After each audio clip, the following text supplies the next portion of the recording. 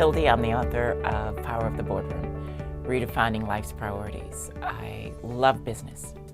I'm a businesswoman, I'm a career woman, and I have a heart for women who want to do it all. And that's why I wrote the book. That's why I've had an extensive 20-year career in management. So that's who I am.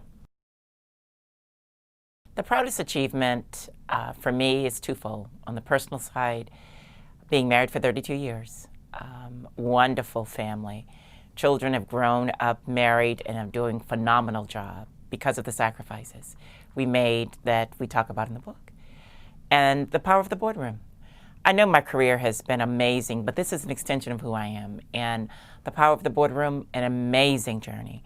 And I can honestly say that is one of my proudest achievements. I wanted to have it all.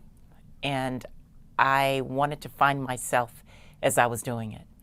And in doing that, trying to be the dutiful wife, mother, career woman, I really wanted to be the career woman first. I will tell you the truth. And in doing that, the sacrifices were huge. I burnt myself out. And when I did it, I am so proud to say I burned it out well. And 7 years down, I couldn't function for 7 years. Everyone had given up on me. Everyone except one amazing man, and that was my husband. So this journey talks about the ups and downs of building a phenomenal career, making the six figures, living the life, and losing everything in the process and regaining it. So for career women who get it, they will love it. And by the way, men get it too, and they enjoy the book. At the end of each chapter, I do provide power reflections, as I call them, and they're nuggets of truth.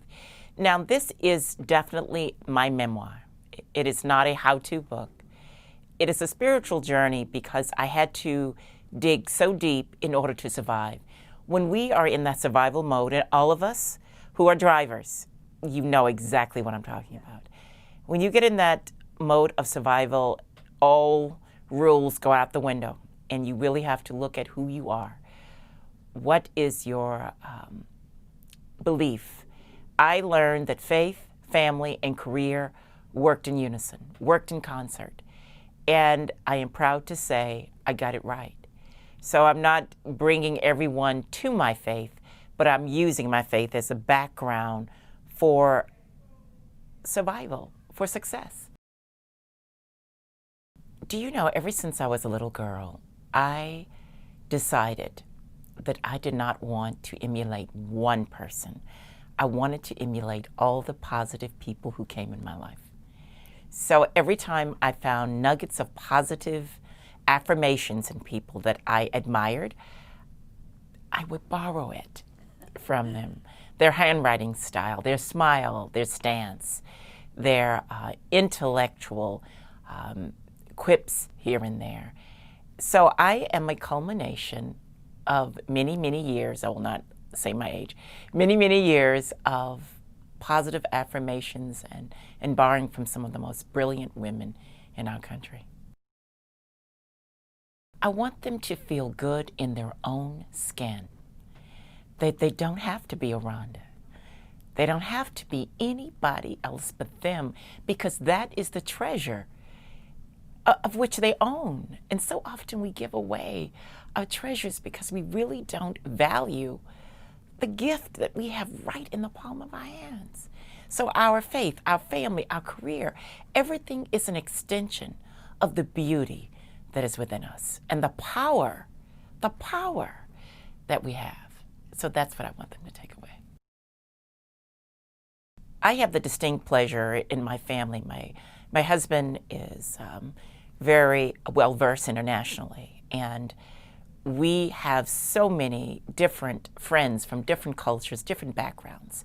And I learned very early to appreciate people for who they are, and that you did not have to be made out of one cloth in order to have value. And as a result of that, the power of the boardroom helps women to be empowered where they are. Where they are. so we can make an impact globally. And not only that, we can start redefining our standards so that we can use our children as a benchmark to create leaders in our home. And that takes sacrifice, that takes time. We cannot work 90 hours a day, 90 hours a week, and then have fruitful outcomes in our children that will impact our country. It's time. It's time for us to stand. And that's why I agreed to be part of this wonderful movement that you have provided us, Tildy. Choices. Whenever I hear power, a person who has power does not own it until they know they have it. And so often your power is not mine. So we may be women, but our threshold is so different.